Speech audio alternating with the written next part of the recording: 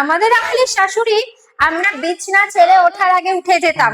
সকাল 5টায় ঘুম থেকে উঠে লুচি আলুর দম বানিয়ে তবে নিজের জন্য এক কাপ চা খেতাম। বৌমা, ওরে বাবা, সূর্য মামা দুপুরে বিদায় নেওয়ার বেলায় আর আমার মডার্ন বৌমার এখনো গুড মর্নিং হয়নি।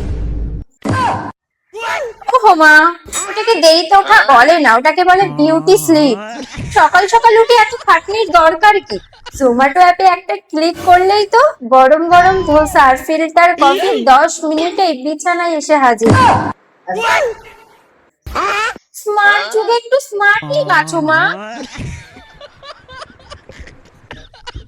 রান্না বান্না তো সব ফোনের ভিতরে ঢুকিয়েছিস। সেদিন বললো একটু পায়েস রাখবে, সে নাকি ইউটিউব দেখে বানাবে। চিনি দিতে ভুলে গিয়ে নুন ঢেলে দিল। ওটা পায়েস ছিল নাকি সমুদ্রের জল? আমার ছেলেটা খেয়ে 3 দিন পেটের ব্যথায় ভুগেছে। ও মা, এটা তো নতুন রেসিপি ছিল, সল্টেড ক্যারামেল পায়েস। এখন রেস্টুরেন্টে খুব চলছে ওটা। যুগ যতই বদলাক, শাশুড়ি আর বৌমার এই মিষ্টি লড়াই কখনোই বদলাবে না। আপনাদের বাড়িতেও কি জোম্যাটো বনাম হাতের রান্নার যুদ্ধ চলে? কমেন্ট করে জানান।